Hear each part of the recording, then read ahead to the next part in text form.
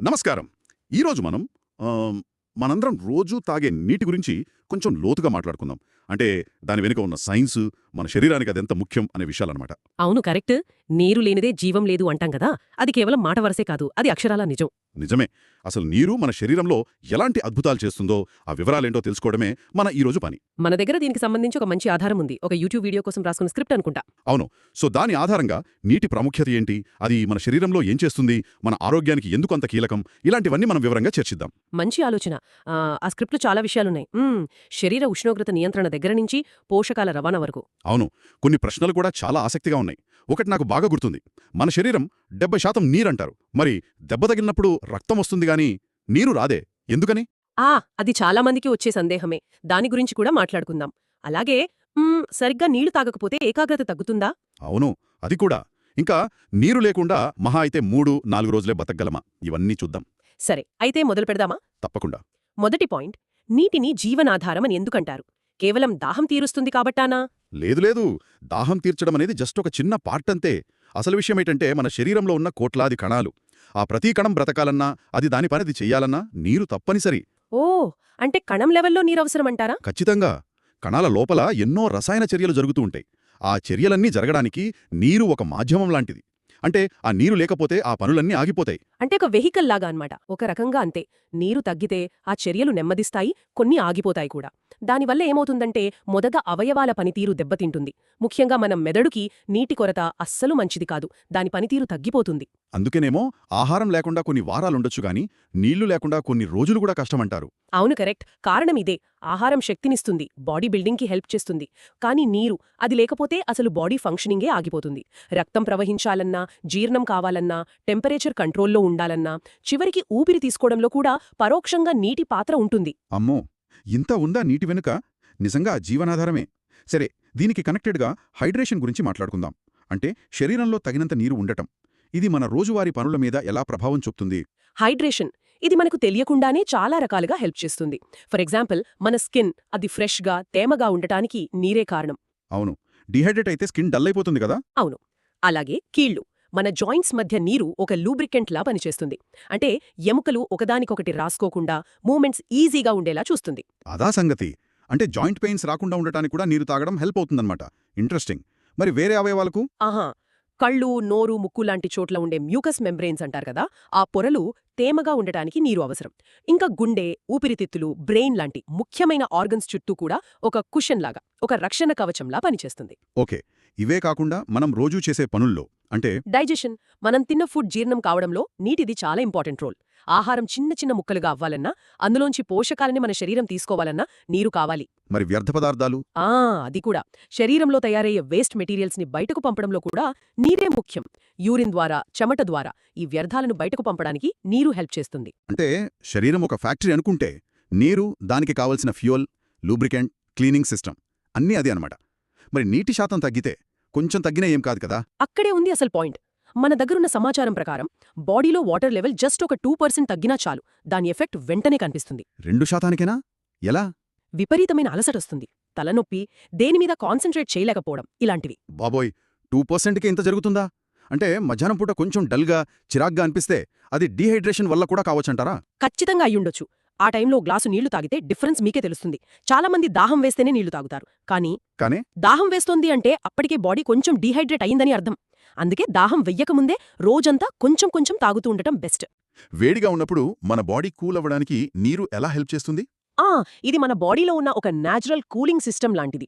మన normal body temperature సుమారు 98.6 degrees కదా. అవును, 37 డిగ్రీ సెల్సియస్. కరెక్ట్. బయట వేడి ఎక్కువగా ఉన్నా, లేక మనం వ్యాయామం చేసినప్పుడు బాడీలో హీట్ జనరేట్ అయినా ఆ ఎక్స్ట్రా హీట్ని బయటకు పంపాలి. లేకపోతే టెంపరేచర్ పెరిగిపోయి ప్రాబ్లం అవుతుంది. మరి ఆ హీట్ని బయటకు పంపడంలో నీటి పాత్ర ఏంటి? ఇక్కడే నీరు ఒక న్యాచురల్ కూలెంట్లా పనిచేస్తుంది. బాడీ వేడెక్కినప్పుడు బ్రెయిన్ నుంచి సిగ్నల్స్ వెళ్లి స్కిన్లో ఉండే స్వెట్ గ్లాండ్స్ అంటే చెమట గ్రంథులు చెమటను ప్రొడ్యూస్ చేస్తాయి. ఈ చెమటలో మెయిన్గా ఉండేది నీరే. ఓకే, చెమట పడుతుంది. దానివల్ల బాడీ ఎలా కూల్ అవుతుంది? చెమట స్కిన్ మీదకొచ్చి గాలికి ఆవిరైనప్పుడు, అంటే ఎవాపరేట్ అయినప్పుడు, అది తనతో పాటు బాడీలోని వేడిని కూడా లాగేస్తుంది. ఈ ప్రాసెస్ వల్లే మన శరీరం చల్లబడుతుంది. అందుకే ఫ్యాన్ గాలికి చెమట ఆరితే చల్లగా అనిపిస్తుంది. మరి బాడీలో నీళ్లు తక్కువగా ఉంటే? సరిగ్గా అదే డేంజర్.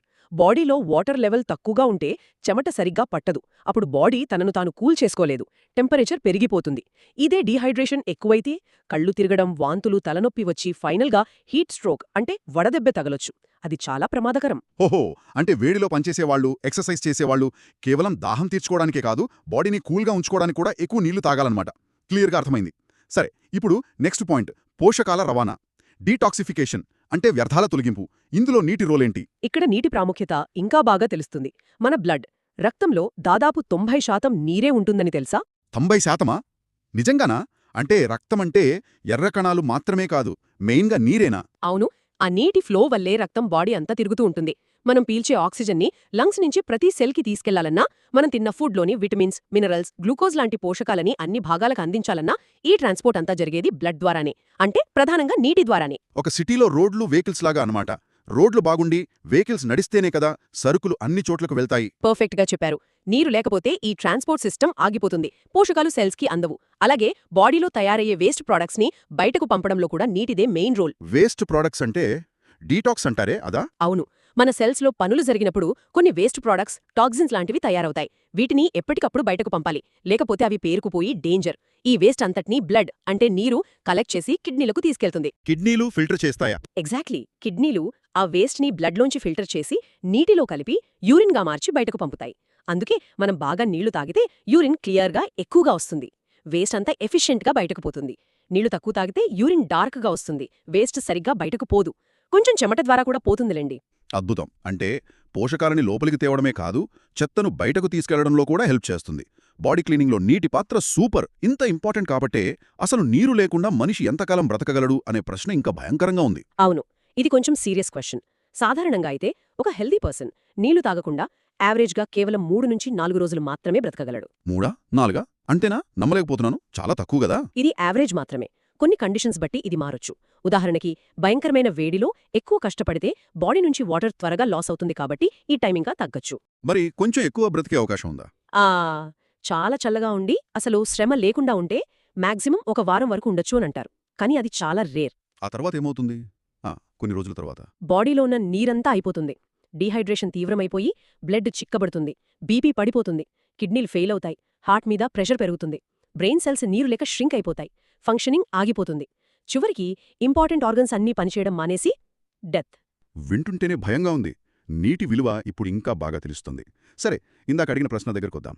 మన బాడీ 70% నీరు అన్నారు. మరి దెబ్బ తగిలితే రక్తమొస్తుంది, కానీ నీరు కనిపించదు. ఎందుకు? ఇది కామన్ డౌటే. మన బాడీ వెయిట్లో సుమారు 60% నుంచి 70% నీరే ఉంటుందనేది నిజం. చిన్నపిల్లల్లో ఇంకా ఎక్కువ ఉంటుంది. వయసు పెరిగే కొద్దీ ఫ్యాట్ పెరిగే కొద్దీ కొంచెం తగ్గుతుంది. అయితే ఈ నీరంతా ఒకే దగ్గర ఒక బాటిల్లో ఉన్నట్టు ఉండదు. మరెక్కడుంటుంది? ఎలా ఉంటుంది? ఈ నీటిలో మేజర్ పార్ట్ అంటే ఆల్మోస్ట్ 3/2 వంతులు సెల్స్ లోపలే ఉంటుంది. దాన్ని ఇంట్రసెల్యులార్ ఫ్లూయిడ్ అంటారు. సెల్స్ లోపల జరిగే పనులన్నిటికీ ఇదే ఆధారం. ఓకే, సెల్స్ లోపల. మరి మిగిలిన నీరు? మిగిలిన 3వ వంతు నీరు సెల్స్ బయటుంటుంది. అంటే సెల్స్ మధ్య ఉండే స్పేస్లో. దీన్ని ఇంటర్స్టీషియల్ ఫ్లూయిడ్ అంటారు. బ్లడ్లో ప్లాజ్మా రూపంలో, లింఫ్ అనే ఫ్లూయిడ్లో, జాయింట్స్లో సైనోవియల్ ఫ్లూయిడ్గా, కళ్లలో, చివరికి బ్రెయిన్, స్పైనల్ కార్డ్ చుట్టూ ఉండే సెరిబ్రో స్పైనల్ ఫ్లూయిడ్లో కూడా నీరే ఉంటుంది. బోన్స్లో కూడా కొంచెం వాటర్ ఉంటుంది తెలుసా? అబ్బో! అంటే నీరు బాడీలో అణువణువున వ్యాపించుందన్నమాట. కానీ అదంతా ఒకే ఫ్రీ ఫ్లోయింగ్ వాటర్లా కాకుండా డిఫరెంట్ పార్ట్స్లో, డిఫరెంట్ పనుల కోసం సెపరేట్గా ఉందన్నమాట. అందుకే దెబ్బ తగిలితే కనిపించదు. నీరే. సో మనం చూసే రెడ్ బ్లడ్లో కూడా ఎక్కువ భాగం నీరే. ఆ 70% అనేది బాడీ అంతా డిస్ట్రిబ్యూట్ అయ్యుందన్నమాట. వావ్! ఇప్పుడు క్లియర్ అయింది. 70% సీక్రెట్ ఇదే అనమాట. సరే, ఇక ఫైనల్గా అందరికీ యూస్ఫుల్ అయ్యే పాయింట్. అసలు రోజుకు ఎంత నీరు తాగాలి? ఇది అందరికీ ఒకేలా ఉంటుందా? ఖచ్చితంగా ఉండదు. నీటి అవసరం అనేది పర్సన్ టు పర్సన్ మారుతుంది. చాలా ఫ్యాక్టర్స్ మీద డిపెండ్ అవుతుంది. ముఖ్యంగా 1 వయసు. పిల్లలకి, టీనేజర్స్కి కొంచెం ఎక్కువ అవసరం. పెద్దవాళ్లలో మెటబాలిజం, దాహం వేసే సెన్స్ కొంచెం తగ్గుతుంది. కానీ వాళ్లకి కూడా తగినంత నీరు ముఖ్యం. ఇంకా జెండర్. మేల్స్కి ఫీమేల్స్ కన్నా కొంచెం ఎక్కువ అవసరం ఉండొచ్చు. Physical activity level. ఎక్కువ ఎక్సర్సైజ్ చేసేవాళ్లకి, కష్టపడి పని చేసేవాళ్లకి చెమట ఎక్కువ పడుతుంది కాబట్టి ఎక్కువ నీళ్లు తాగాలి. క్లైమేట్ కూడా ఇంపార్టెంటే కదా? అవును. వేడిగా తేమగా ఉండే చోట్ల లేదా ఎక్కువ ఎత్తులో ఉండేవాళ్లకి నీటి అవసరం ఎక్కువ. అలాగే హెల్త్ కండిషన్, ఫీవర్, వాంతులు, డయేరియా లాంటివి ఉంటే బాడీ ఎక్కువ వాటర్ లాస్ అవుతుంది. అప్పుడు ఇంకా ఎక్కువ తాగాలి. ప్రెగ్నెంట్ లేడీస్, బ్రెస్ట్ ఫీడింగ్ మదర్స్కి కూడా నీటి అవసరం ఎక్కువ. ఓ, ఇన్ని ఫ్యాక్టర్స్ ఉన్నాయి కాబట్టి ఖచ్చితంగా ఇంతే అని చెప్పడం కష్టం అంటారా? ఏదైనా జనరల్ గైడ్లైన్స్ ఉన్నాయా? ఉన్నాయి. బట్ ఇవి జస్ట్ యావరేజ్ ఎస్టిమేట్స్ అని గుర్తుంచుకోవాలి. మన సోర్స్ ప్రకారం కొన్ని రఫ్ గైడ్లైన్స్. పిల్లలు 4 నుంచి 13 ఏళ్లు, రోజుకి సుమారు 1-1.7 లీటర్లు. టీనేజర్స్ 14-18 ఏళ్లు రోజుకి సుమారు 1.9-2.6 లీటర్లు. రోజుకి సుమారు 3 లీటర్లు అంటే ఓ 13 గ్లాసులు అనుకోండి. రోజుకి సుమారు 2.2 లీటర్లు ఓ 9 గ్లాసులు. ప్రెగ్నెంట్ లేడీస్, స్పోర్ట్స్ పర్సన్స్కి ఇంకా ఎక్కువ అన్నారు కదా. అవును, వాళ్ళకి 3.5 లీటర్లు లేదా అంతకన్నా ఎక్కువ కూడా అవసరం పడొచ్చు. ఈ లీటర్లు, గ్లాసుల కన్ఫ్యూజన్ లేకుండా మన బాడీకి సరిపడా నీరు అందుతోందో లేదో తెలుసుకోవడానికి ఏదైనా సింపుల్ టిప్ ఉందా? ఉంది, చాలా సింపుల్ టిప్. అదే మన యూరిన్ కలర్ చెక్ చేసుకోవడం. యూరిన్ కలరా? అదెలా? బాడీ బాగా హైడ్రేటెడ్గా ఉంటే, అంటే సరిపడా నీళ్లుంటే యూరిన్ లేత పసుపు రంగులో లేదా ఆల్మోస్ట్ కలర్లెస్గా క్లియర్గా ఉంటుంది. అదే యూరిన్ డార్క్ యెల్లో కలర్లో లేదా అంబర్ కలర్లో వస్తోందంటే దానర్థం బాడీకి ఇంకా నీరు కావాలి, డీహైడ్రేషన్ స్టార్ట్ అవుతోంది అని. ఇది భలే ఉంది. చాలా ప్రాక్టికల్ టిప్ కదా. రోజులో అప్పుడప్పుడు మన యూరిన్ కలర్ చూసుకుంటే తెలిసిపోతుందన్నమాట. అయితే కొన్ని విటమిన్స్, మెడిసిన్స్ వాడితే కూడా కలర్ మారుతుంది కదా, అది గుర్తుంచుకోవాలి. అవును, ఆ పాయింట్ కూడా కరెక్టే. కానీ నార్మల్ కండిషన్స్లో యూరిన్ కలర్ అనేది హైడ్రేషన్ లెవెల్కి మంచి ఇండికేటర్. దాహం వేయడం కూడా ఒక ఇండికేటరే, కానీ అప్పటికే కొంచెం లేట్ అయి ఉండొచ్చు.